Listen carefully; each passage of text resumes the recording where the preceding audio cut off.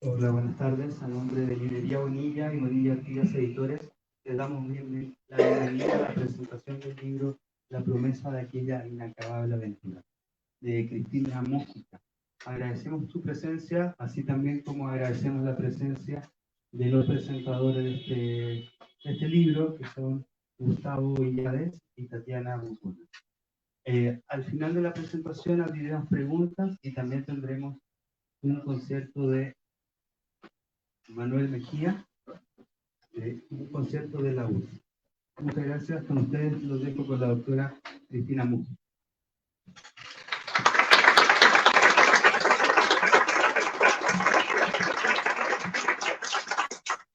Muchas gracias, muy buenas tardes.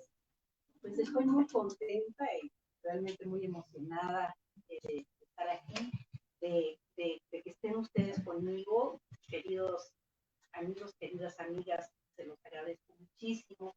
También agradezco enormemente a Tatiana Burnova y a Gustavo Illades, maestros y amigos, que hayan aceptado presentar mi libro, y al maestro Manuel Mejía por el recital con el que nos va a deleitar unos momentos.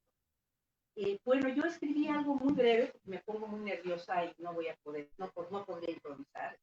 Estoy muy emocionada. Es muy breve el texto y creo que nos puede como meter un poco en el libro, digamos, en el Quijote, en el paso del Quijote, en el tiempo del Quijote y en el tiempo del libro. Entonces voy a leerlo. El inacabable tejido del mundo. En el capítulo 22 de la primera parte del Quijote, también conocido como el episodio de la liberación de los galeotes, después de haber escuchado la palabra de cada uno de los forzados, Don Quijote propone a los guardas que los liberten. Allá se lo halle cada uno con su pecado. Dios hay en el cielo, que no se descuida de castigar al malo ni de premiar al bueno. Y no es bien que los hombres honrados sean verdugos de otros hombres, no oyéndoles nada en él. En opinión de Anthony Close, Don Quijote invoca aquí el perdón cristiano, la ley natural escolástica, la definición clásica de la prudencia y el principio jurídico de la equidad en apoyo a un pleito disparatado. Y en sus palabras resuena la voz del eclesiástico en el palacio ducal. Y vos, alma de cántaro, ¿quién os ha encargado en el cerebro que sois caballero andante y que vencéis gigantes y prendéis malandrines? Andad enhorabuena, y en tal se os diga, volveos a vuestra casa y criad vuestros hijos, si los tenéis, y curad de vuestra hacienda, y dejad de andar vagando por el mundo, papando viento, mirando qué reír a cuantos os conocen y no os conocen. Volviendo a la aventura, en este episodio hay una crítica al aparato de la justicia, en la medida en que implica tortura, crueldad, corrupción. De esta manera, al decir de Margarita Peña, al libertar a los galeotes, Don Quijote rompe brusca y milagrosamente con la secuencia de la maldad institucionalizada, la misma que se ensañó con el autor al hacerle pagar con cárcel en Castro del Río, en Sevilla, cuentas que no debía. La dignidad del hombre, que en el Renacimiento preocupara a humanistas como Hernán Pérez de Oliva, ha quedado momentánea, efímeramente restaurada. Una vez libertados, Don Quijote propone a los galeotes un pacto, la transmutación de una ley violenta en una simbólica, cuya matriz es Dulcinea, en tanto que, al decir de François Dabuan, lugar de resonancia para armónicos todavía no oídos.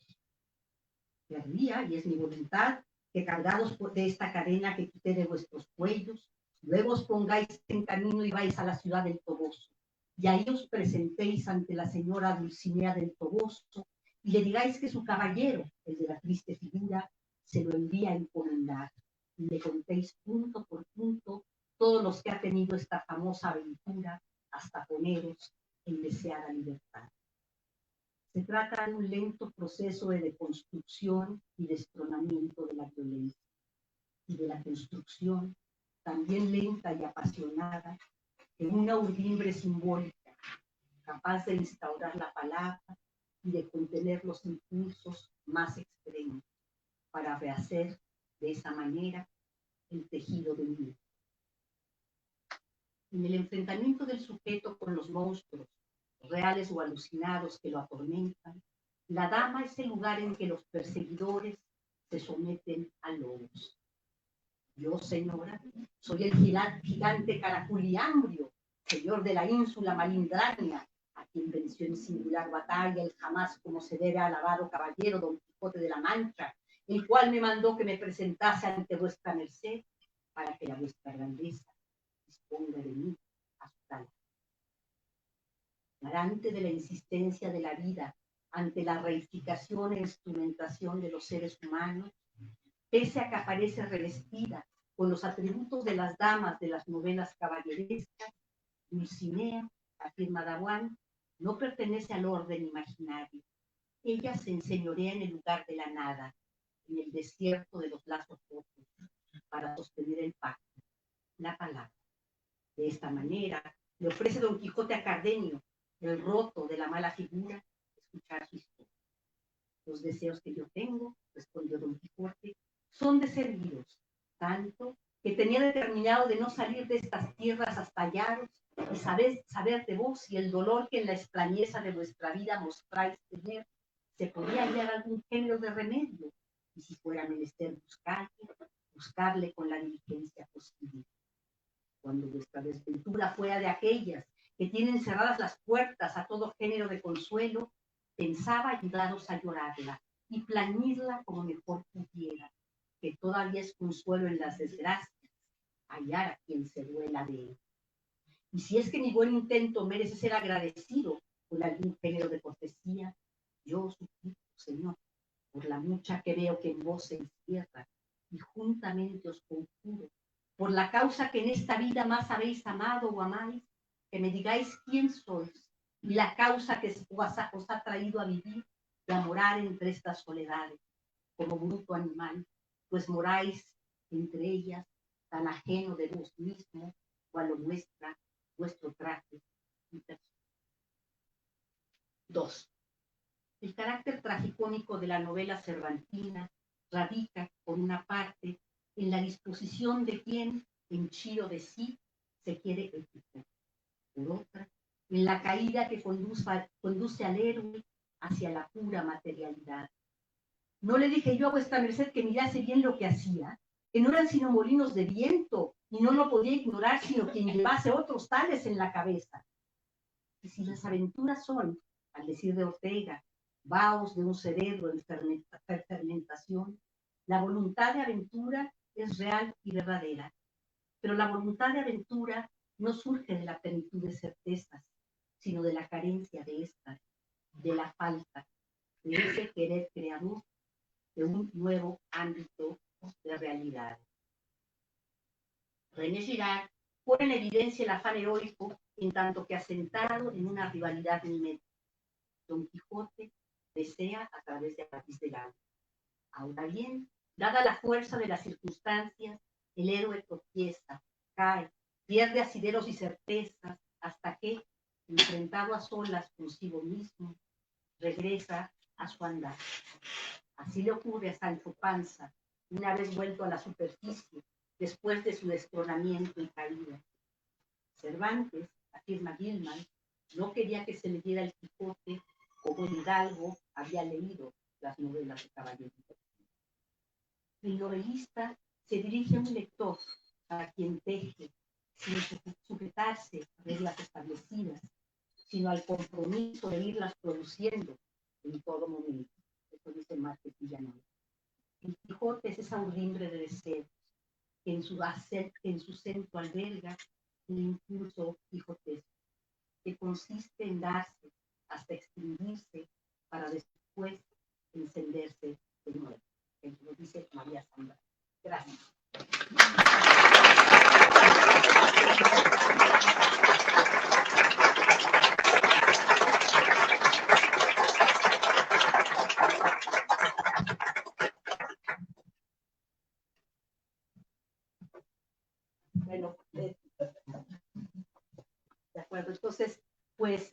pues ahora voy a pasar la voz a Tatiana Bugnova. A quien agradezco muchísimo su presencia. Bueno, Sí. ¿Funciona? Sí. Buenas tardes. Quiero transmitir a través de ustedes también las felicitaciones a Cristina, que es una magnífica escritora, realmente una pensadora fina. Y me da mucho gusto realmente que la ocasión sea un nuevo libro. Y encuentra en el Quijote las profundidades cada vez mayores. Se vuelve todo este campo muy sugerente. Y yo voy a hablar a partir de lo que se me ocurre al leer su libro y, digamos, poner mis ocurrencias en la encrucijada dialógica con otros autores, nuestros favoritos, nuestra devoción que compartimos con Cristina por toda una serie de hispanistas. Y voy a agregar algunas cosas que, a ver qué les parece. Muchas felicidades, Cristina, mucho gusto. Bueno, el Quijote al parecer está lejos de estar agotado. A su luz se materializan las máximas, los apotegmas, como las que siguen. No existe la primera ni la última palabra. No hay fronteras para un contexto dialógico que se remonta a un pasado infinito y se dirige a un infinito futuro. No hay nada absolutamente muerto. Cada sentido tendrá su fiesta de renacimiento. Los textos de Múgica invitan a un reconocimiento, a una reflexión, a una confrontación de y con los fenómenos de otros tiempos desde la perspectiva de hoy. Es un libro pequeño pero denso, producto de una reflexión profunda. Los sujetos que rozaron el texto cervantino de diferente manera son Pirandello, Mateo Alemán, Avellaneda, etc. Luego, Ortega y Gasset, Américo Castro, María Zambrano, entre tantos otros. Se trata de aproximaciones filosóficas a propósito de los problemas del sujeto, de la historia, del lugar del ser humano, que el ser humano ocupa en el mundo. Por supuesto, acerca de la historia. Las convergencias y divergencias con el psicoanálisis freudiano. El diálogo implícito con Unamuno se evoca en las páginas dedicadas a meditaciones ortegueras. Las aproximaciones son de índole variada. El método comparado, cuyo objeto son autores Cervantes y Pirandello, y también interviene la voz de Carmen Leñero, que hace una lectura actualizada. Pirandello y Cervantes se invitan a una reflexión acerca del estatus del otro. En la obra como tal, pone en perspectiva aspectos diacrónicos que no se tocan. Enrique IV el emperador y Gregorio VII el papa. Es el delirio histórico. En el delirio histórico no se prevén los inmediatos casi a esta época, los güelfos y los gibelinos, pero se adelantan los anacrónicos franciscanos. La locura es siempre igual a sí misma. Concedo que en aspectos biológicos quizás lo sea, pero el contenido que ocupa a la autora puede que sea menos universal. Pirandello es fruto del vanguardismo de la época de Mussolini. Cervantes, hombre de renacimiento, un posible cristiano nuevo. Dice aquí una errata significativa. Enmasacrado. ¿Sí? La tragedia del enmascarado. Cervantes, perdón. Cervantes, hombre del Renacimiento, es un posible cristiano nuevo, ha sido acusado por algunos de inclinaciones tridentinas.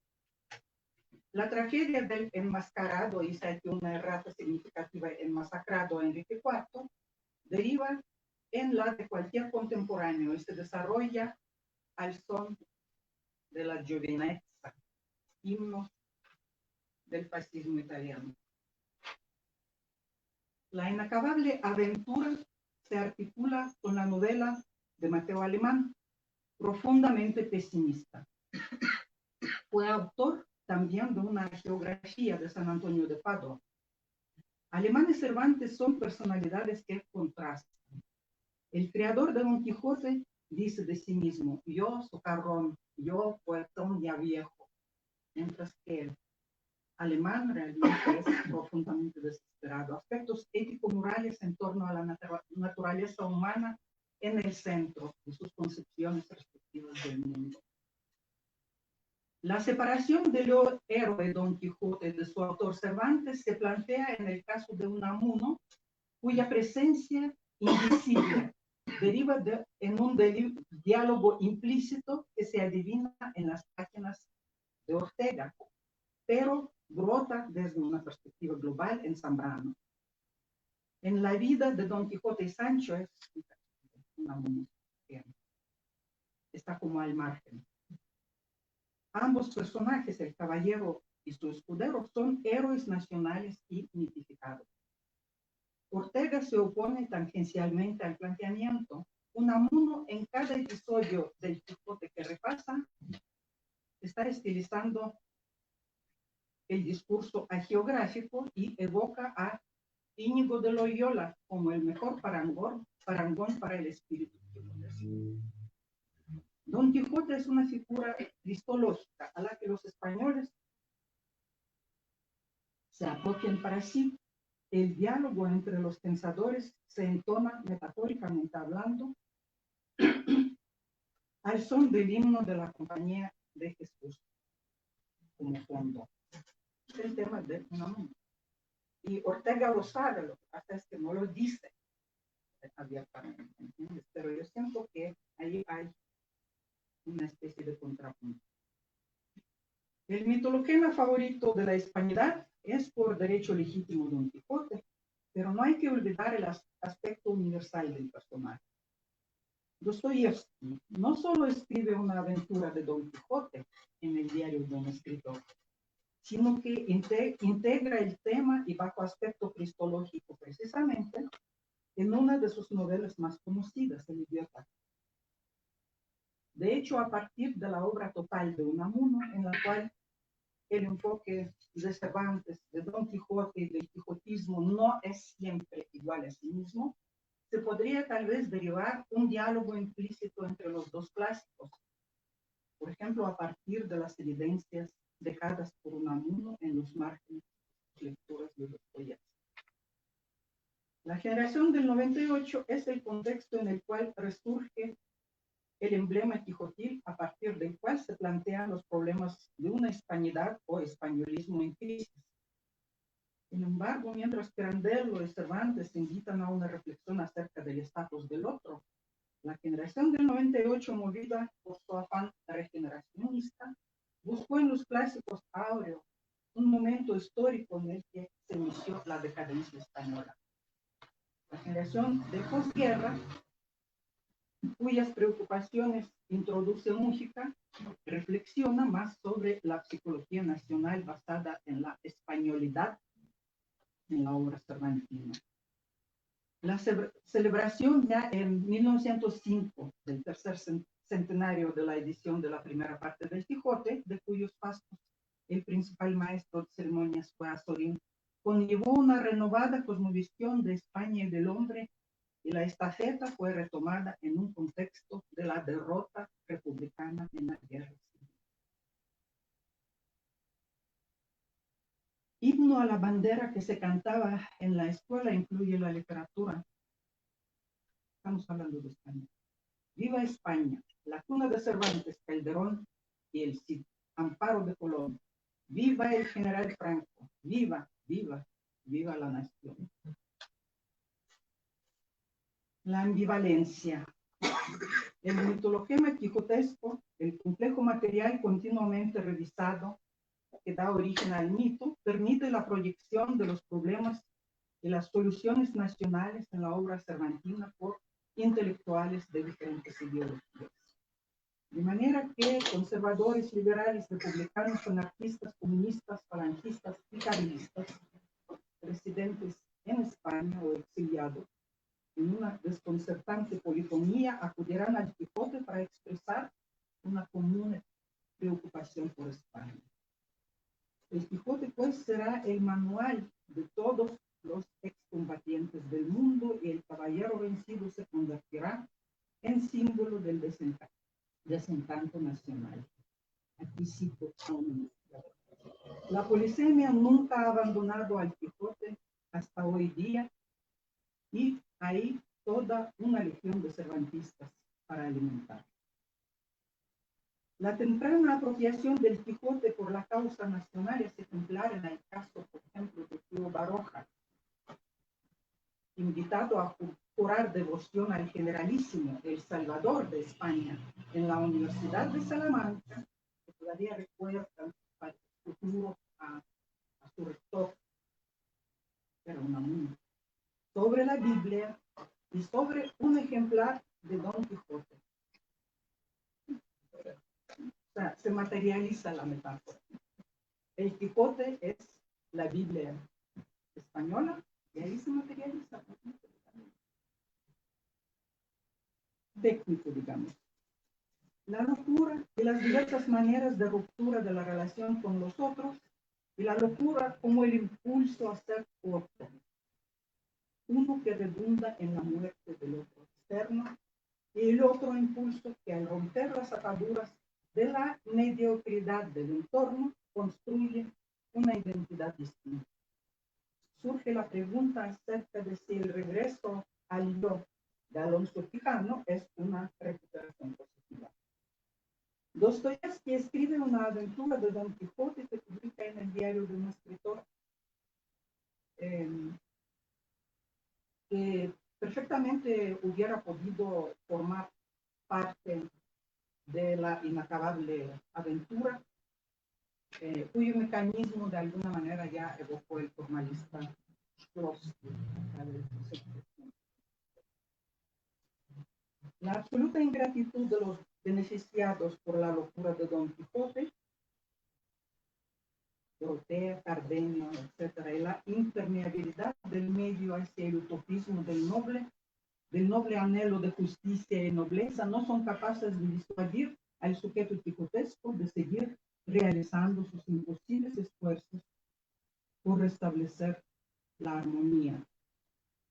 Así, el cristológico príncipe Mishkin, el idiota, produce una serie de desastres, entre ellos la muerte de Nastassia Filipovna, la locura de Rogozhin, su amigo. El efecto contrario de sus sermones tiene por consecuencia una ambivalente actuación en Aglaya, la amada a la que va a traicionar a favor del amor cristiano por la otra, que es Nastassia, etc. Así como su propio rehundimiento en la demencia. El mundo no está para el segundo advenimiento de Jesucristo y de su encarnación, Don Quijote. El gran inquisidor, en otra novela, por poco y manda a la hoguera antihereje al Hijo del Hombre, en Los Hermanos Karamazov. La tendencia al bovarismo adquiere un nuevo sentido en el diálogo social universal de nuestro tiempo. Después de toda el bovarismo, digamos, es la secuela de la lectura de Don Quijote. El mismo mecanismo.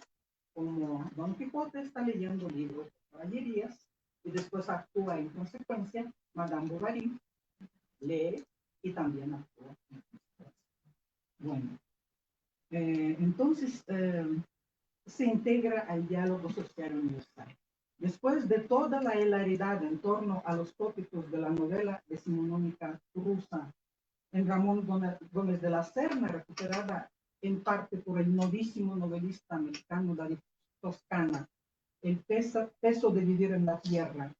Llegamos al momento cuando las conductas arquetípicas dostoyevskianas y tolstoyanas emuladas por unos regiomontanos de la década de los 70 hacen recordar aquel impulso del hidalgo manchego por cambiar tierra por libros y seguir sus modelos de rompimiento drástico con la mediocridad del medio.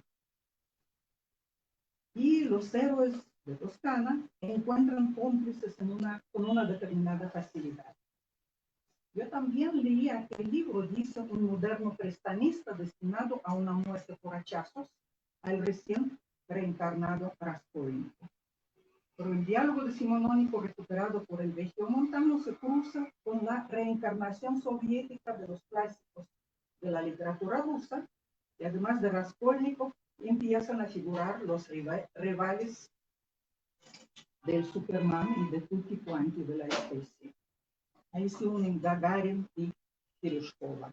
El diálogo en el gran tiempo situado en los 70 prosigue, pero habría que confrontar en la ausencia de la Unión Soviética la muerte misteriosa de Gagarin y la transformación inverosímil de la Chaika, la gaviota, que era señal de llamada de Tereshkova durante el vuelo espacial, en una nonagenaria parlamentaria de la Duma, el Parlamento, fiera partidaria de las asesinas ocurrencias de Putin. Una sombra fatal del neodictador pende sobre el tradicional quijotismo de los clásicos grecos, lo mismo que en la memoria del generalísimo. Aquella inacabable aventura de Don Quijote da todavía para mucho. Da de sí. Muchas gracias.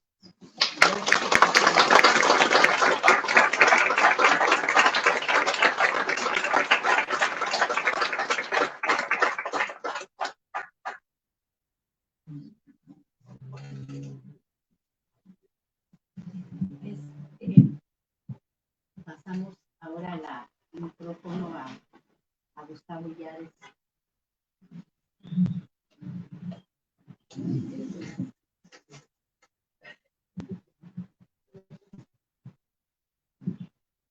Buenas tardes.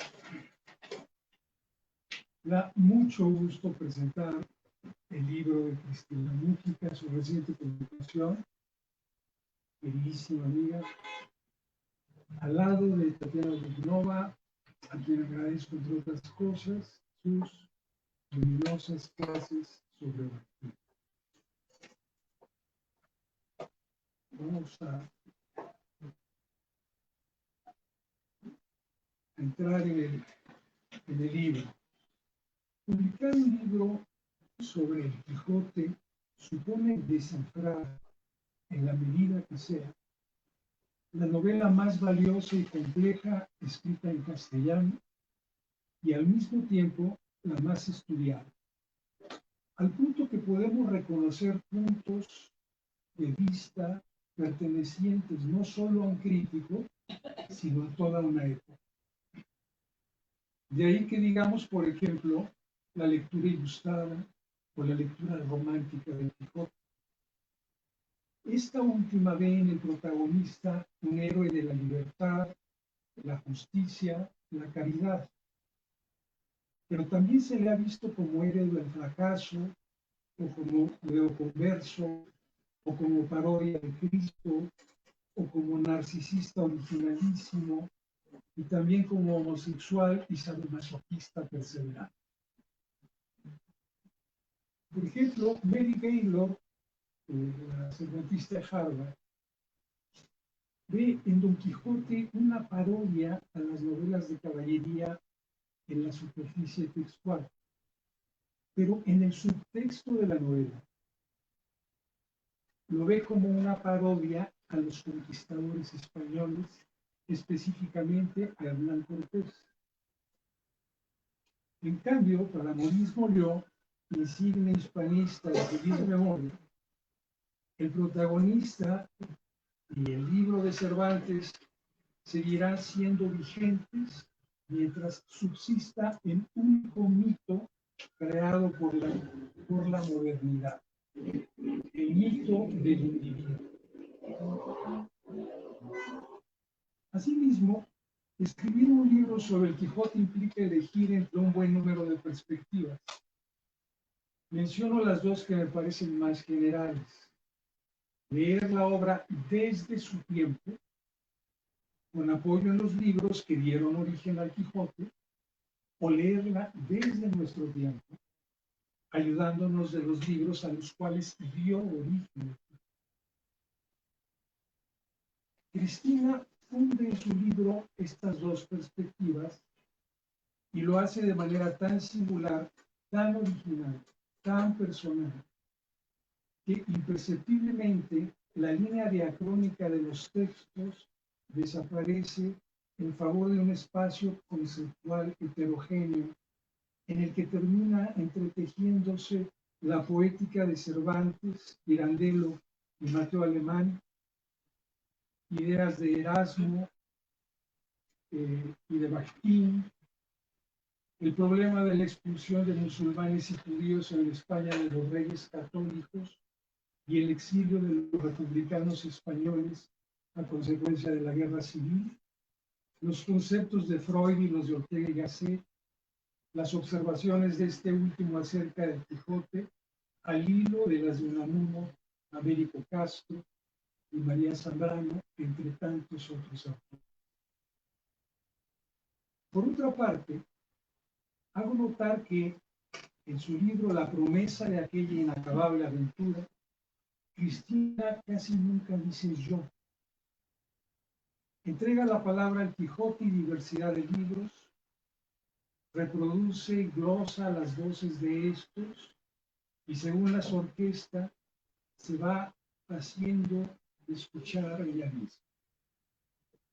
Para recurrir a una expresión de Américo Castro, Cristina nos hace escuchar su vividura de esas voces. Y como las orquestas,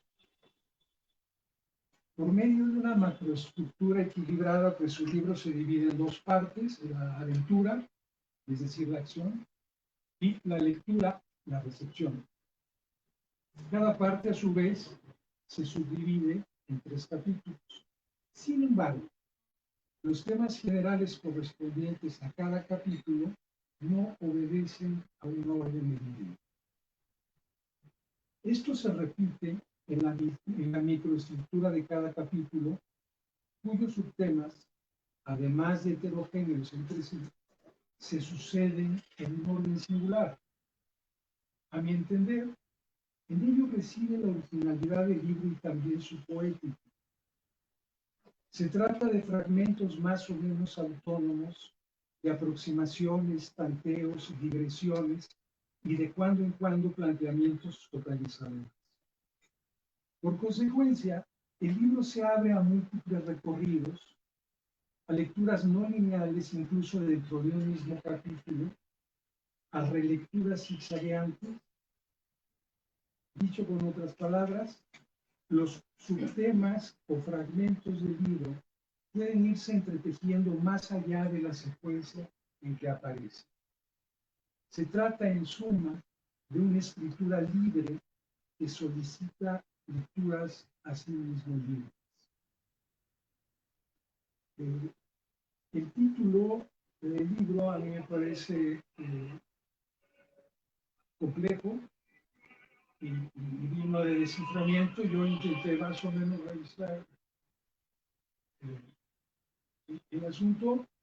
Tiene 2 partes: la promesa de aquella, la promesa de aquella inacabable aventura, primera parte del título. Segunda, ensayos sobre el Quijote. Vamos a ver. Creo yo que se trata de un título que se va construyendo a lo largo del libro y que está diseminado en distintos momentos. Voy a anotar solo 3.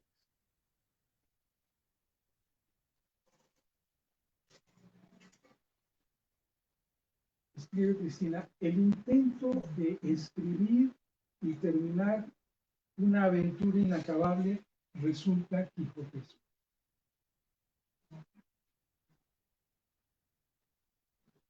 Segundo momento.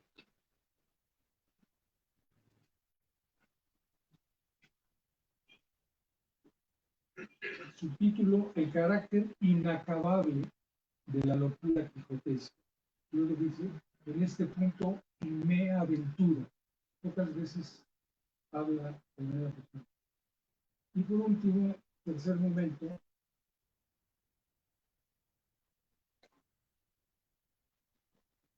como la andadura quijotesca, la escritura cervantina es también una aventura, una búsqueda literaria de nuevas formas de configuración y expresión del mundo, a la par que una aventura interior que implica la transformación del escritor. Si reúno todos estos tres momentos y trato de integrarlos, creo yo que estaríamos... bueno, me falta, disculpen, la segunda parte, ensayo sobre el este último momento.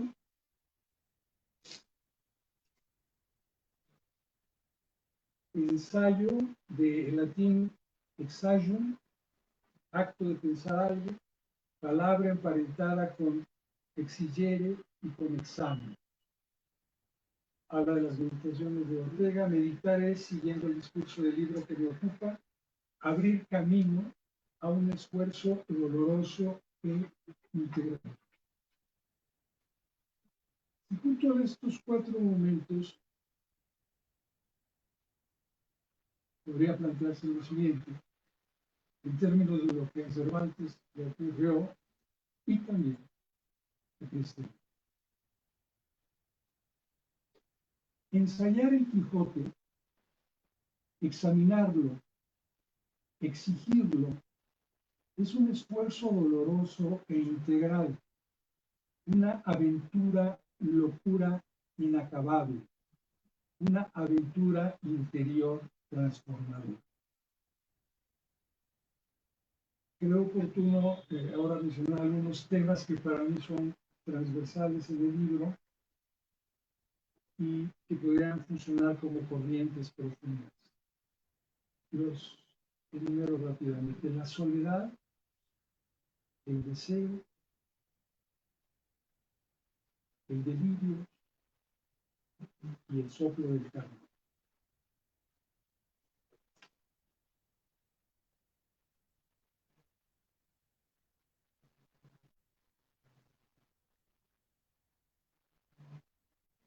Cuando se habla de soledad, aquí se refieren a Cervantes, y esto es a través de la novela Médico.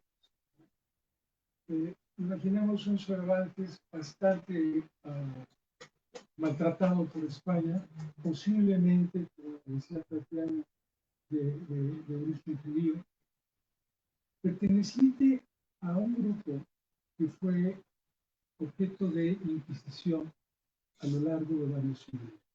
Los reyes católicos expulsaron a los judíos y musulmanes en 1492 y a partir de allí se desataron dos inquisiciones en España. Una policíaca religiosa, ¿no?, a través del Santo Oficio, y la otra fue una inquisición social. Es decir, la gente se encargaba de investigar, denunciar, saber el origen de los posibles judíos convertidos al cristianismo. A Cervantes, en la línea del pensamiento de Américo Castro, se le coloca en este grupo que fue produciendo una literatura de enorme importancia, a la cual hay que separar de la literatura, diríamos, cristiano-vieja española de los mismos siglos. Si pensamos en Fernando de Rojas como un judeo español, Mateo Alemán, ya dijimos, el propio Cervantes, Santa Teresa de Jesús, Fray Luis de León, San Juan de la Cruz, hay que agregar ahí a San Ignacio de Loyola, entre otros muchos. Revisamos su obra y encontramos una serie de conexiones textuales que nos permiten plantear que se trata de un discurso crítico que se fue reproduciendo entre ese grupo de inconformes y al mismo tiempo marginados. De ahí se derivaría el decaimiento, de la soledad, la amargura tragicómica del propio Cervantes. En este caso, entonces, la soledad, Cristina la deposita a través de Américo Castro en la figura del autor del Quijote. Ahora bien, el deseo.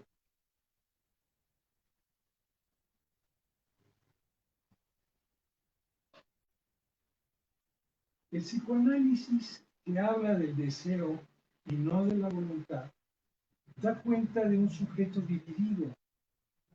En la falta, no en la plenitud, radica el impulso a la aventura. Así, la novela, tal como la entiende Ortega, da cuenta del heroísmo del sujeto humano fundado en la falta de ser. Entonces, pues, de aquí se seguiría que si la aventura de Don Quijote es inacabable, lo es también el deseo de remediar su carencia, su falta de completud.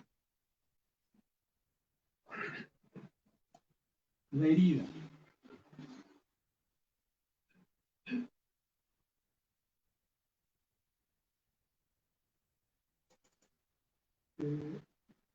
Trata en este punto Cristina las ideas de María Zambrano, del último capítulo sobre el exilio español. Escribe Cristina. Ahora bien, la ambigüedad máxima de la obra de Cervantes radica, siguiendo a Zambrano, en que el héroe está decidido a liberar a todos los que encuentra en su camino, siendo que es este quien está más necesitado de liberación. Es la ironía que sostiene infatigablemente Cervantes en cada pasaje de su libro y que le hace ser más que un libro, una herida. La historia del deseo incesante que tiene el protagonista de ser otro y que el prójimo sea otro, libre de las injusticias a través de la fuerza de su espada, viene a ser la historia de una herida. Y yo le preguntaría a Cristina, ¿no? Y también no solo la historia de una herida, sino una escritura herida. Y para los oyentes y lectores, ¿por qué no? Una escritura hiriente, si dejamos al margen la dimensión cómica de la novela.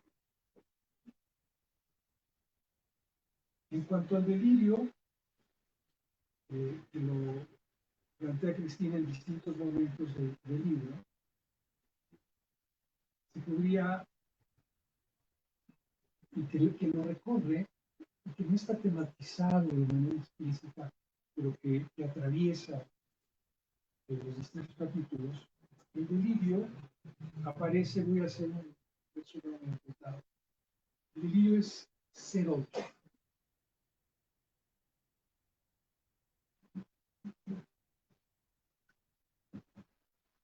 Un segundo.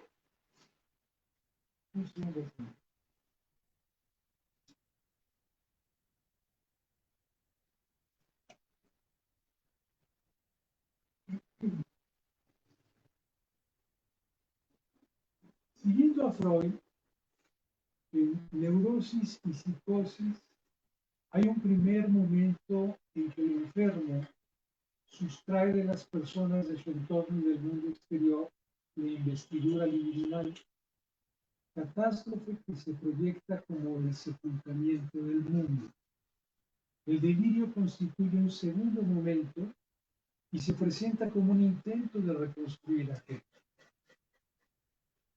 En términos de la novela, el primer momento corresponde a la lectura que hace Hidalgo Manchego de las novelas de Kafka. Allí está su catástrofe.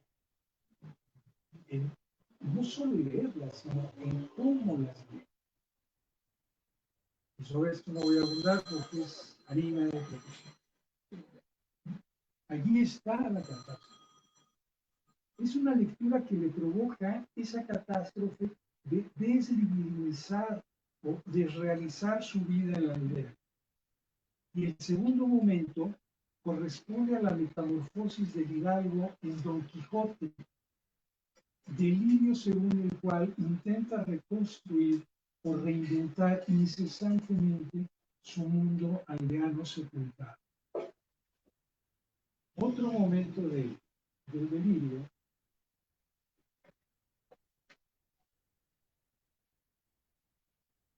Don Quijote encarna el segundo momento de la locura, esto es el delirio, pero se trata de una forma de delirio sanador, escribe Cristina, en la medida en que el caballero está llamado a actuar el deseo del hidalgo. En efecto, sí, y sin embargo, digo yo, ese deseo nunca se realiza porque Don Quijote fracasa una y otra vez en su intento de remediar las injusticias. Y por último, no es todo lo que decir, llega la selección, Cristina plantea que la locura quijotesca resulta transgresiva porque las escenas que protagoniza Don Quijote se constituyen de improviso al calor del momento, sosteniendo él con su solo cuerpo la autenticidad de cada episodio. Don Quijote quiere, con el sentimiento de su cuerpo, inundar el mundo. En efecto, Don Quijote desde su cuerpo transgrede al mundo y lo inunda. No obstante, Cervantes le impide remediar ese mundo. Ahora surge la pregunta de si su personaje, al colmar el deseo del hidalgo manchego a través del delirio, genera un nuevo deseo, otra carencia, de allí lo inacabable de la vida. Hasta aquí podemos decir la dimensión trágica de la novela. Paso muy brevemente a su dimensión cómica, el soplo del carnaval. Mundo al revés, entronización de los genitales y destronamiento de la cabeza y del espíritu, afirmación de la libertad, la igualdad y la abundancia, parodia de los símbolos del poder, liberación del miedo a la muerte gracias a la risa, renovación incesante de la vida, el carnaval y la literatura carnavalizada han generado una versión de locura sapiente que funciona como fármaco contra las calamidades que causa la razón en manos del poder. Esto es el doble. Y si Cervantes parodia, es decir, carnavaliza casi todo lo que nombra, no es de extrañar que lo haga también con su célebre personaje. Por un lado, ya lo hemos dicho, el deseo, la herida, el delirio, son solo de Don Quijote. Y sin saberlo él ni proponérselo, con sus aventuras fracasadas, carnavaliza, pone de cabeza el mundo que quiere y no puede corregir. Parodia tardía del héroe caballeresco, Don Quijote movió a risa a los oyentes y lectores del siglo XVII. Fue fármaco por momentos del miedo a vivir en la España imperial, católica y contrarreformista que tanto padeció Cervantes. Estas reflexiones de Cristina, resumidas oblicuamente por mí, se hallan en el capítulo 3 de su libro, al cierre del cual ella se deja tentar por un agudo ensayo de Margit Friend intitulado Don Quijote muere loco. La tentación consiste en decir que no. Aquí hago un resumen rapidísimo de construcción. En el capítulo primero de la primera parte del Quijote, un hidalgo manchego de nombre dudoso, Quesada,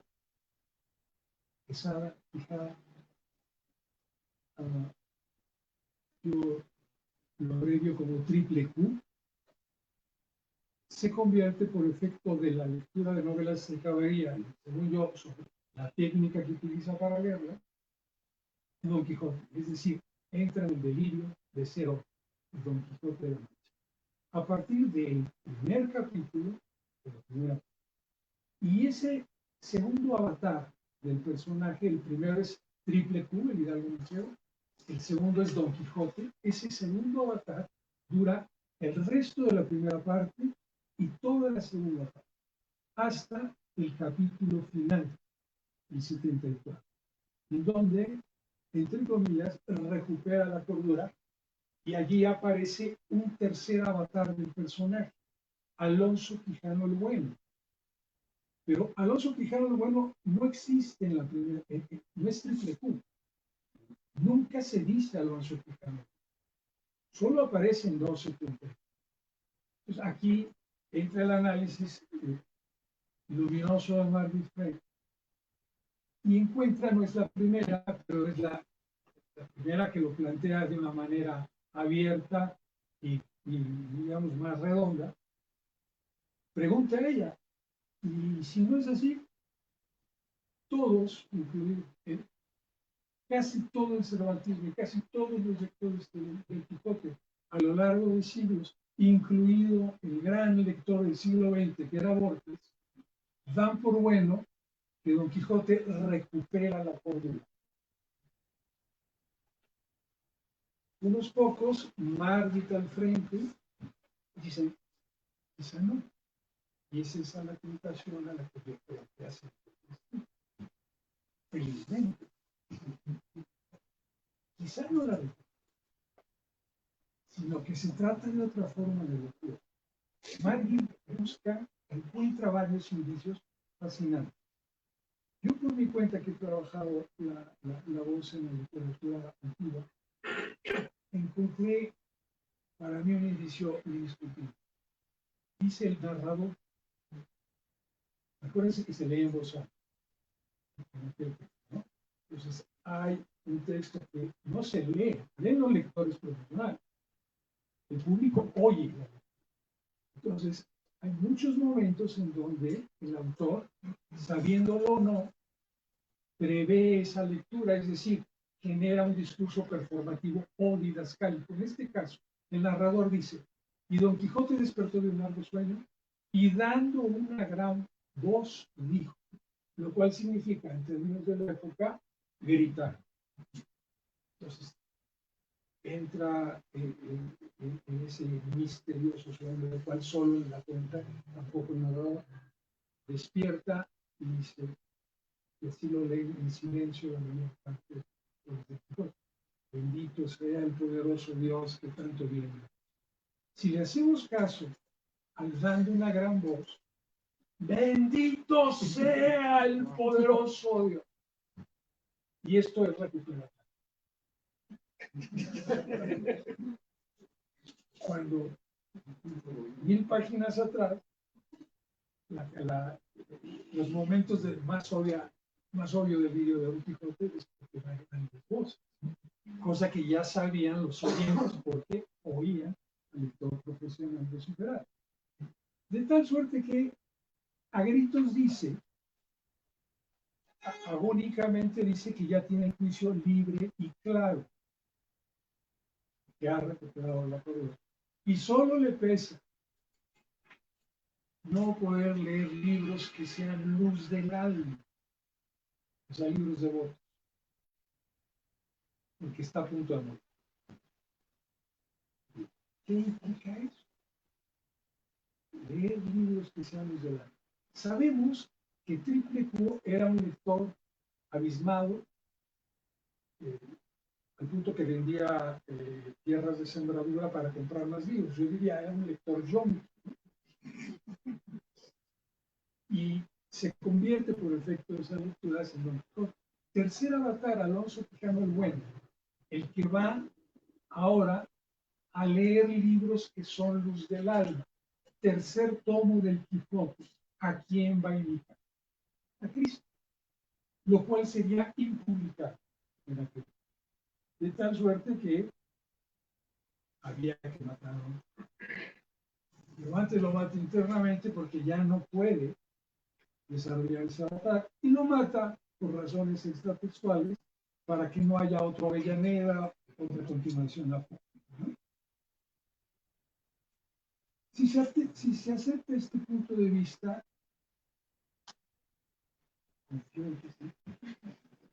nos hallamos ante una aventura, una locura y por necesidad, una escritura inacabada.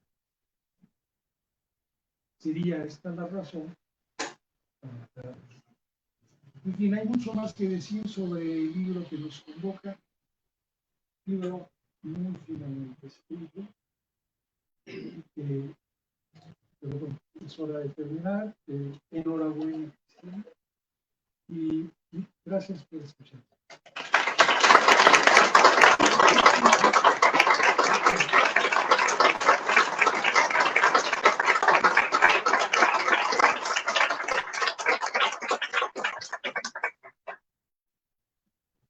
Para continuar con la presentación, lo dejamos con Manuel. Gracias, pues felicidades por el libro, muy inspirador. Pues voy a contribuir desde la parte del discurso musical, desde la época de Don Quijote. Algunas de las piezas están contenidas en la novela, otras no están señaladas de manera específica, pero el breve programa que voy a interpretar para ustedes, todo está relacionado con las múltiples referencias musicales que tiene el Quijote. Voy a comenzar con la españoleta, una danza muy famosa en el siglo XVII y cuyo nombre muy probablemente tenga que ver con la isla La Española, que actualmente es Santo Domingo. Y después la cancioncilla Tres morillas me enamoran en Jaén.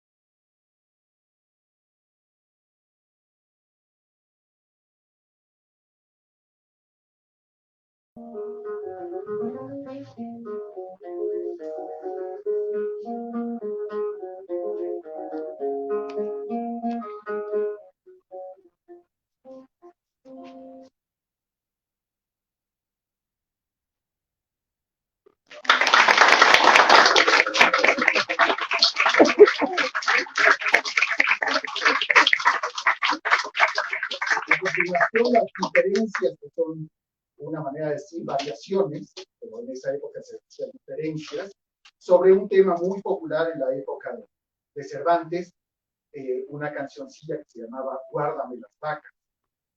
Después, unas coplas que aparecen citadas textualmente en el capítulo 38 del Quijote, y que afortunadamente las tenemos con música en el cancionero musical de Palacio.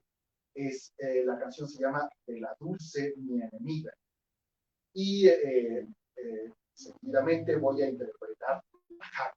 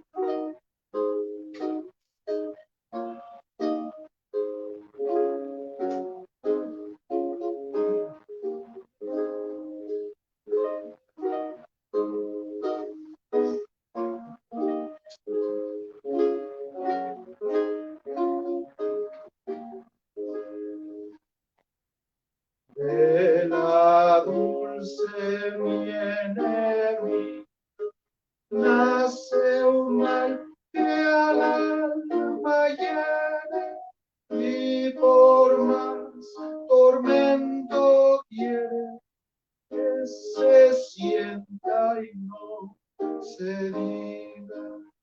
De la dulce viene nace un mal que al alma hiere, y por más tormento quiere que se sienta y no se diga, y por más tormento quiere que se sienta y no se diga.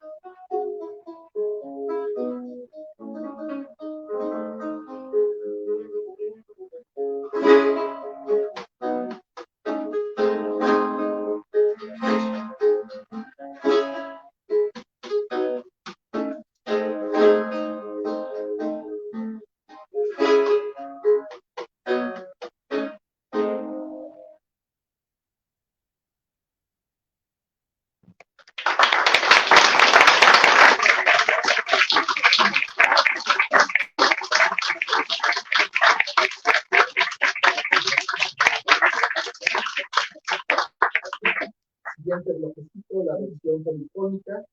Hay del romance, hay amargas soledades. Está en el cancionero musical de Turín, que es totalmente de la época del Quijote. Y la canción Muchos van de amor heridos, de la tradición caballeresca que está muy presente en el cancionero musical de Parras.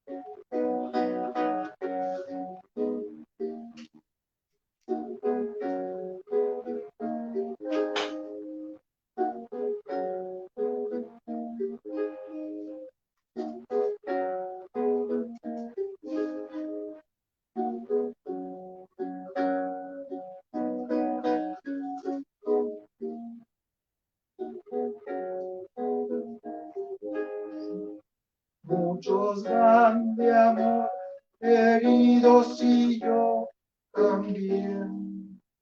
Si no sabes ir de ti, perdidos con tal victoria, que de solo es la memoria. No puede ser mayor gloria ni mayor bien que nunca decir por muchos grandes amor heridos y yo también.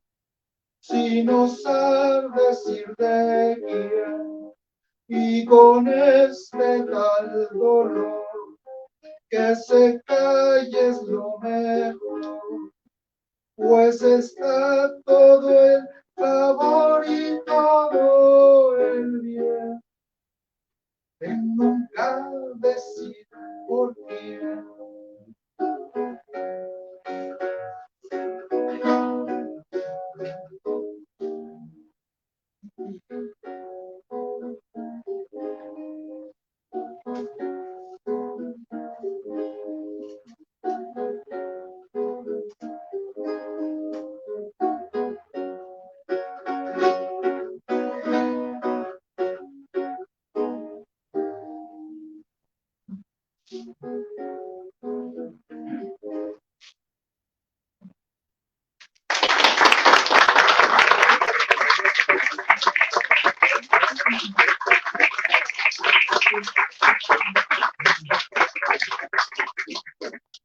Para terminar, dos temas muy populares que, si bien no aparecen en el Quijote, sí aparecen en otras obras de Cervantes, es el villano y el canal.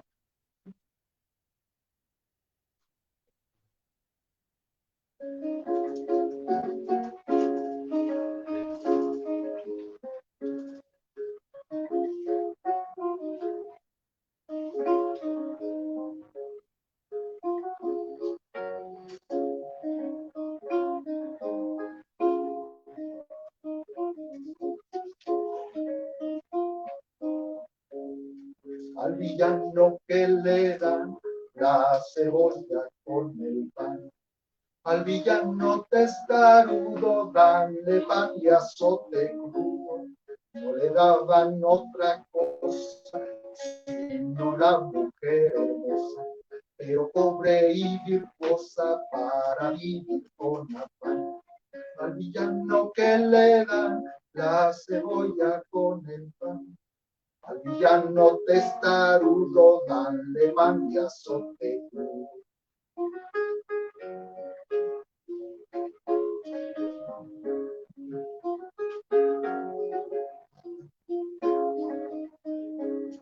El villano, si es villano, danle el pie y toma la mano. Vive contento y ufano cuando a visitarle van. Al villano que le dan la cebolla con el pan. Al villano testarudo danle pan y azote crudo.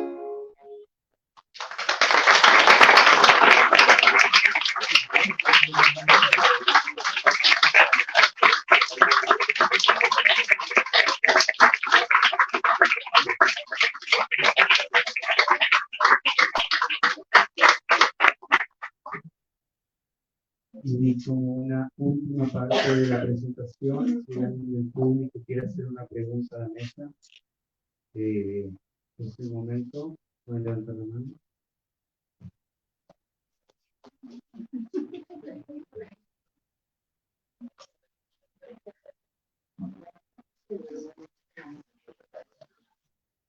Si la mesa tiene una pregunta entre ellos también.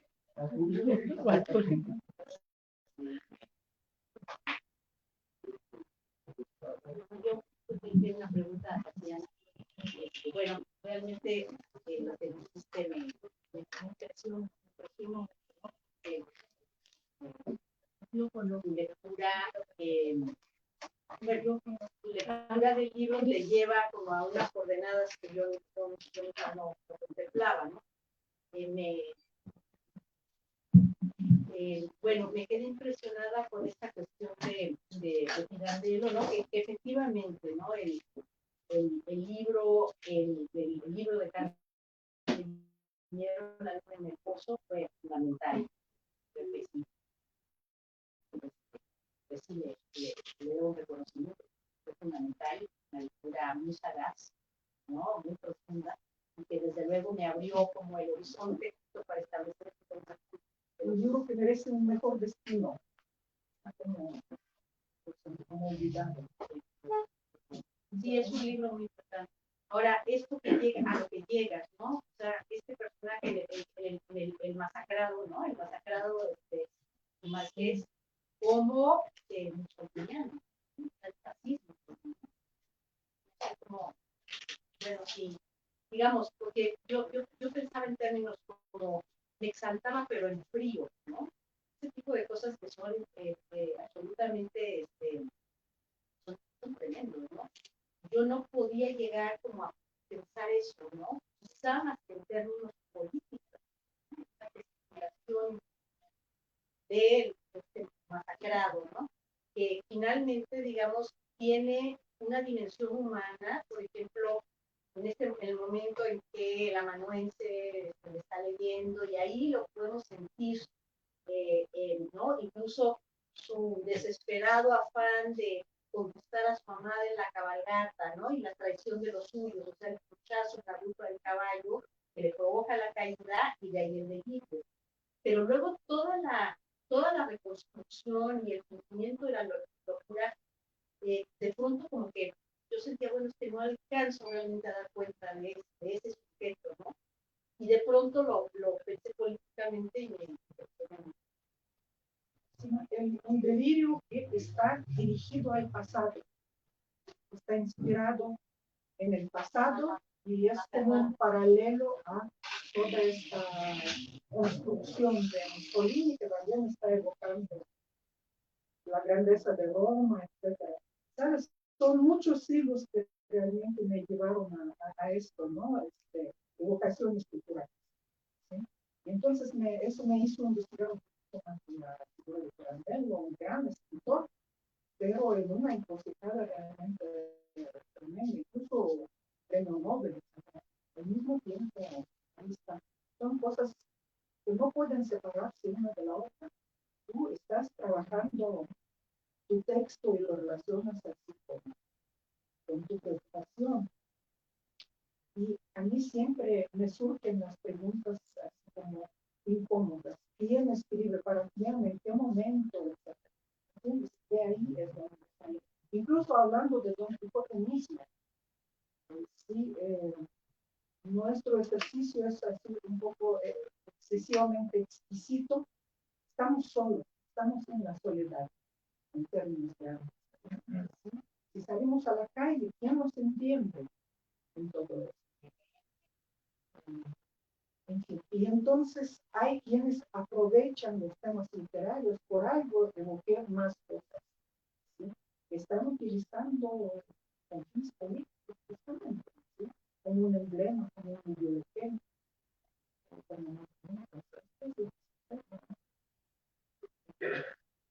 Yo sí siento este aislamiento y de hecho es una felicidad por la complicidad que podemos tener de alguna manera, pero es un encierro en nosotros mismos.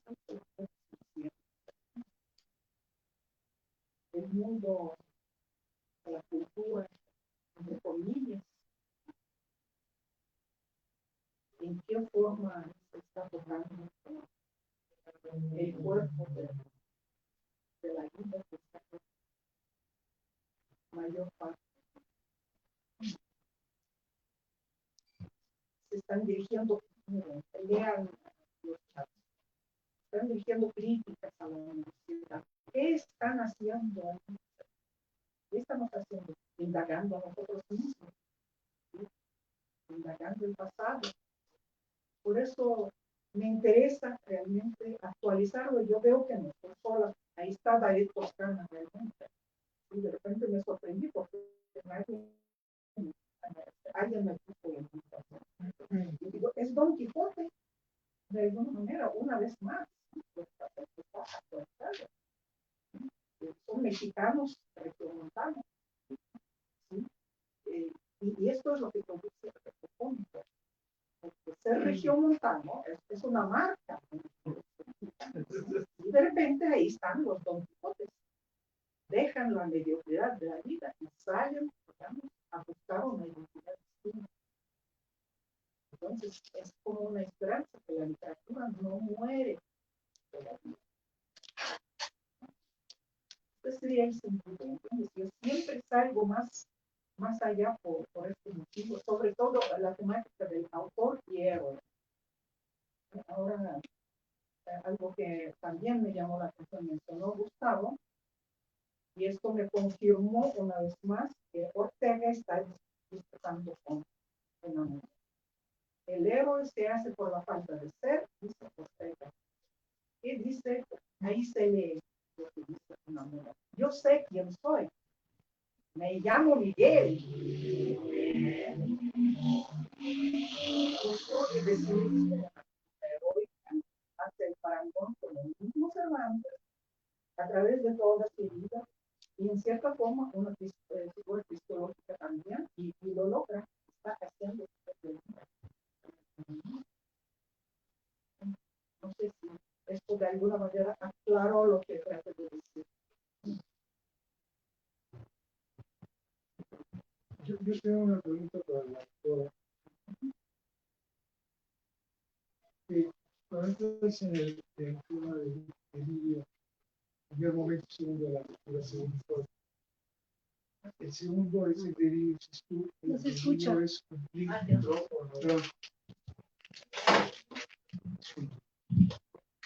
Si la pregunta es sobre el tema, los dos momentos de la locura, la catástrofe y el delito. Y tú, en una página planteas que Don Quijote cumple el deseo del libro.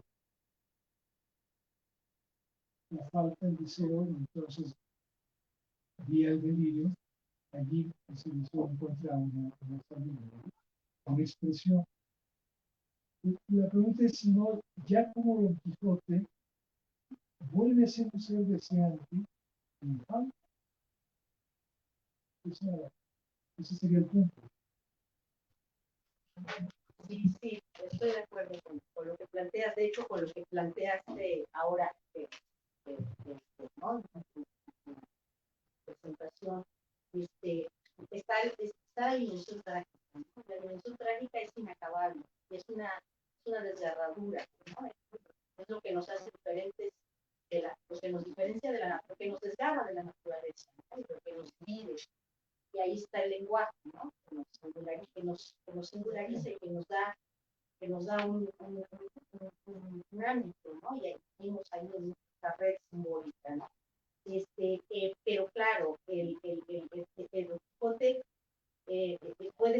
realización del deseo del hidalgo se puede ver así, lo puedo pensar así, pero desde luego Don Quijote mismo, ¿no? Se convierte en un sujeto deseante y además inacabablemente deseante, no cesa.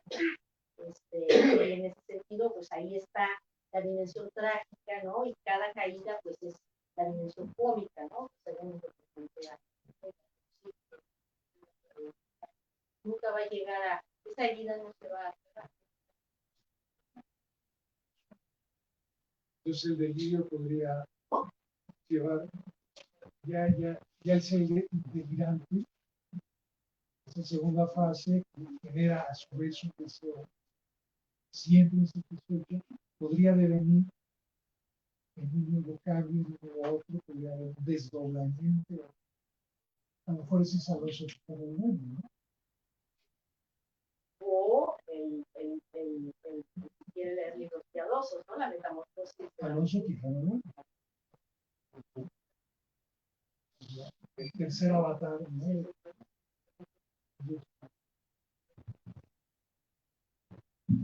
¿Alguna pregunta más?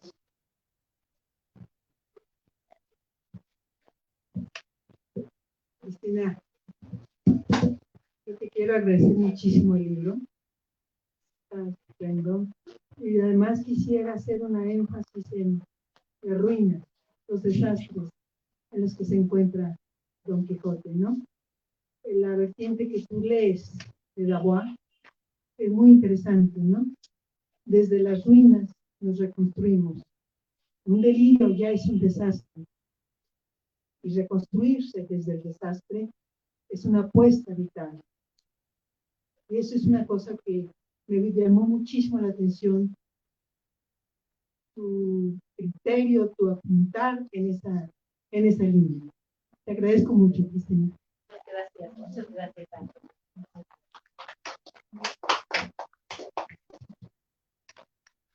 ¿Alguna pregunta más?